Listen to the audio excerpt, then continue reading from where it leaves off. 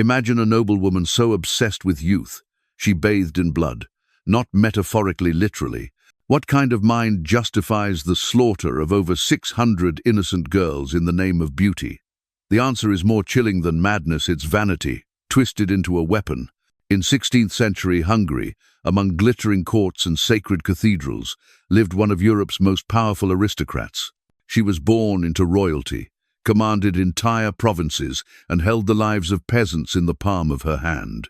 Wealth, land, powers, had it all. Except for the one thing she couldn't possess, eternal youth. And so, she hunted it, not through potions or prayers, but through blood.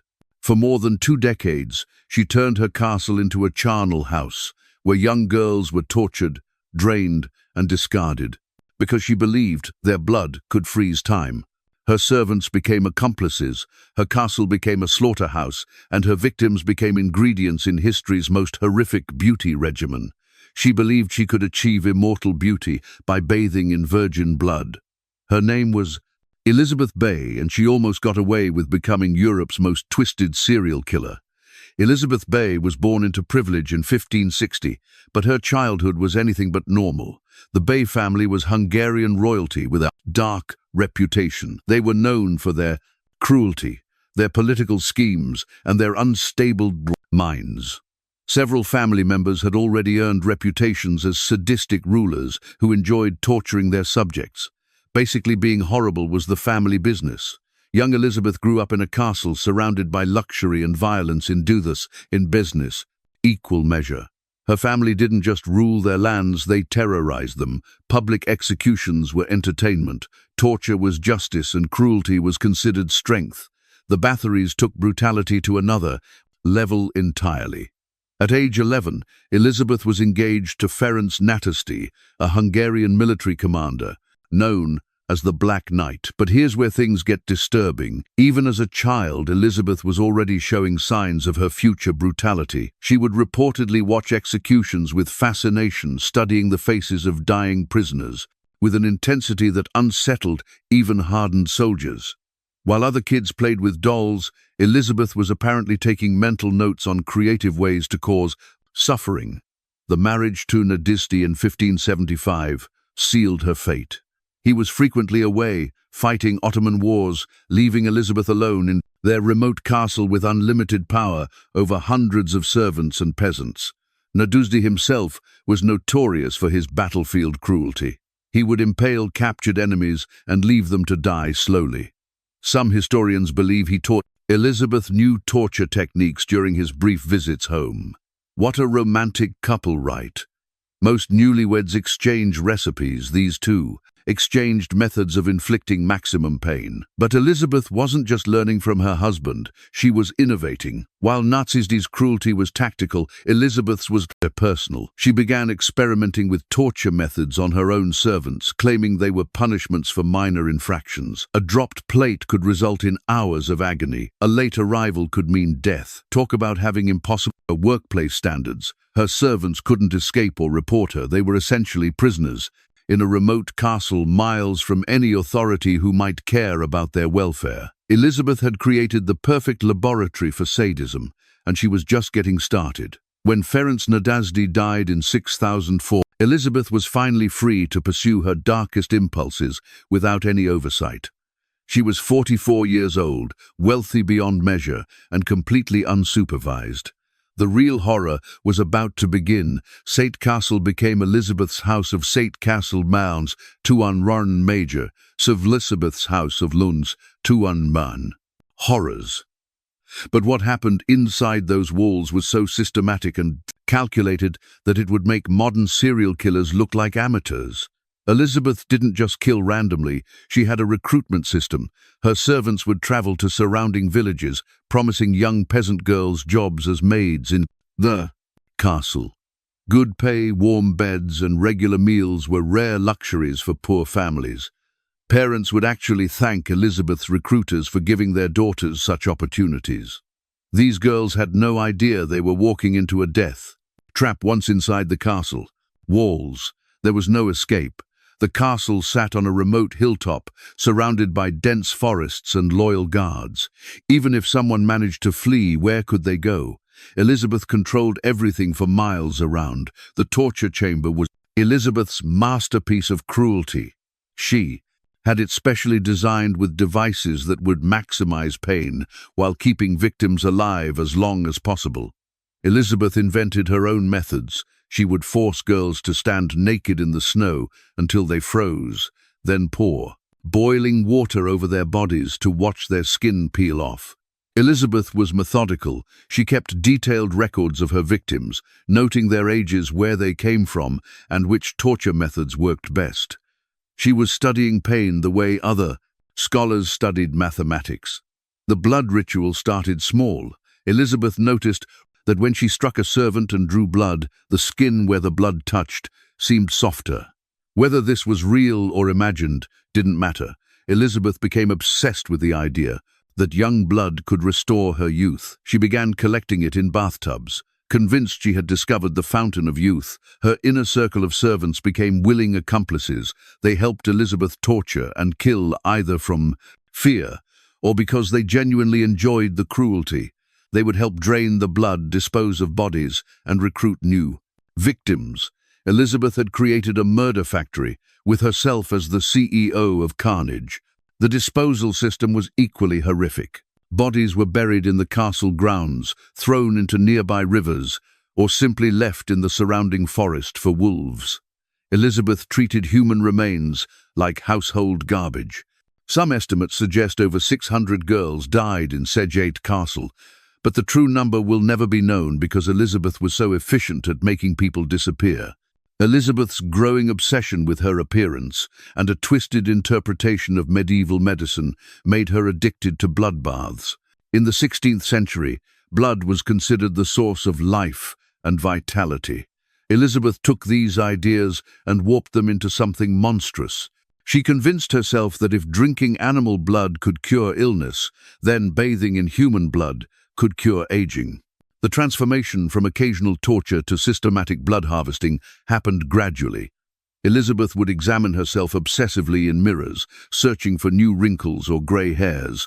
Every sign of aging sent her into violent rages. She began timing her torture sessions with her beauty routines. Convinced that fresher blood would be more effective, her method was horrifyingly precise. Victims would be suspended upside down and drained like livestock. Elizabeth would bathe in the warm blood immediately, believing that heat enhanced its youth-preserving properties. She even had special bathtubs installed in her chambers, designed specifically for these blood rituals. But Elizabeth's obsession went beyond just bathing. She would drink the blood of particularly young victims, believing it would work from inside her body as well. She mixed blood with wine and consumed it like a twisted communion. Some accounts suggest she even had blood puddings, prepared by her cook, turning cannibalism into cuisine. The psychological aspect was just as disturbing as the physical. Elizabeth genuinely believed she was becoming younger. Her mirrors were specially made to flatter her appearance, and her servants were trained to constantly compliment her youthful looks. She created an echo chamber of delusion, where her horrific crimes seemed justified by imaginary results like Instagram today.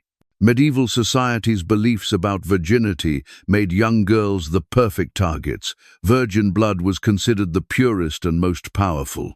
Elizabeth specifically targeted girls between 12 and 18 years old, believing their blood contained the strongest life force. The younger the victim, the more potent she imagined the anti-aging effects would be. What makes this even more chilling is that Elizabeth wasn't alone in these beliefs. Several other European nobles of the time practiced similar blood rituals, though none took it to her extreme. You don't learn this in history classes out there, but Elizabeth Bathory essentially created the template for every vampire legend that followed. Her obsession with blood, youth, and immortality became the foundation for centuries of horror stories. For over 2 decades, Elizabeth Bathory murdered hundreds of girls, and almost nobody tried to stop her. This wasn't because people didn't know. It was because she had built the perfect protection system using wealth, power, and fear. Elizabeth's first line of defense was her social status. She was related to the King of Poland, connected to Hungarian royalty, and controlled vast territories. In 16th century Europe, nobility could literally get away with murder. Peasants had no legal rights, and their deaths were considered property damage at worst. Some things never change, apparently. Local officials were either bought off or terrified into silence. Elizabeth regularly paid bribes to sheriffs, judges, and church leaders. Those who couldn't be bought were intimidated through threats or mysterious accidents. Several investigators who got too close to the truth simply disappeared, and everyone understood the message. The Catholic Church played a crucial role in the cover-up. Elizabeth made massive donations to local parishes and monasteries, essentially purchasing religious protection. Priests would refuse to investigate reports about the castle, claiming it was God's will to respect noble authority. Some even blessed Elizabeth's activities, convinced by her generous contributions that she was a devout Christian.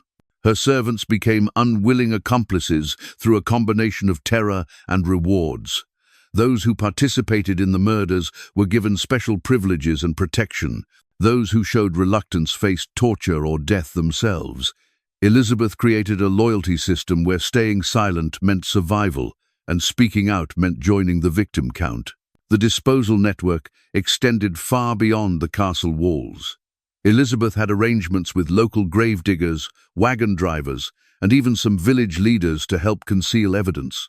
Bodies were scattered across multiple locations, making it impossible to estimate the true death toll. Some were buried in consecrated ground using forged church documents. Family connections provided the ultimate shield.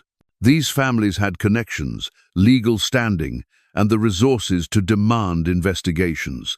When aristocratic daughters started disappearing, even Elizabeth's wealth and status couldn't silence the growing outrage. Those families couldn't be silenced with bribes or threats. They had access to King Matthias himself. The investigation began quietly.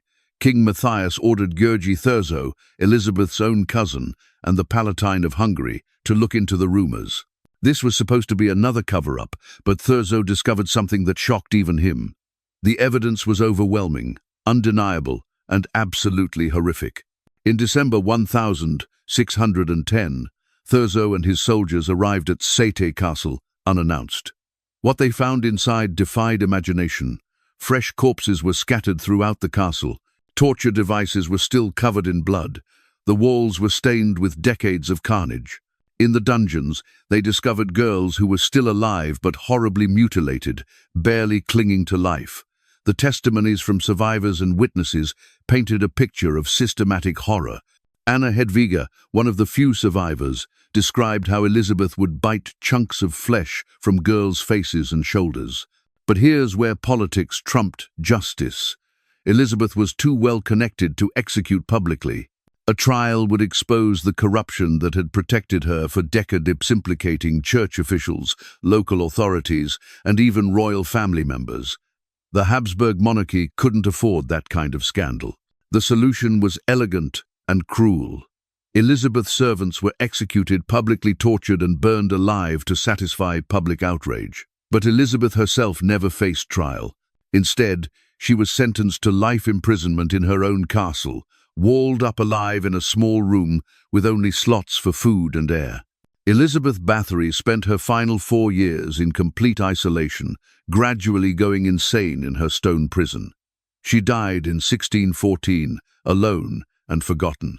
But even in death, she avoided the public justice her victims deserved. The final insult: her family kept most of their wealth and properties. Elizabeth's cousin was Cardinal András Bathory, one of the most powerful religious figures in Hungary. Her nephew held important government positions. When rumors reached high-level officials, they were quickly suppressed by family influence. The Bathory name carried more weight than hundreds of peasant lives. But Elizabeth's protection system had a fatal weakness.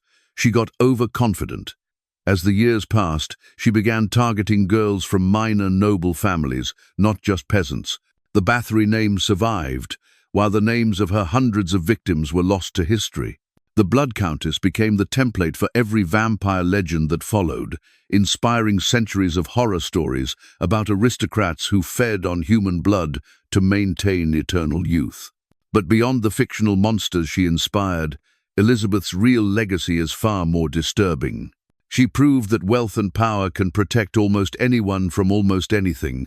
For over 2 decades, hundreds of girls died horrible deaths, while authorities looked the other way. And the systems that enabled her crimes barely changed after her death. The most chilling aspect of Elizabeth Bathory's story isn't the bloodbaths or the torture chambers, it's how normal it seemed to everyone around her. The next time you hear about powerful people escaping consequences for their crimes, remember Elizabeth Bathory. Some things haven't changed as much as we'd like to think.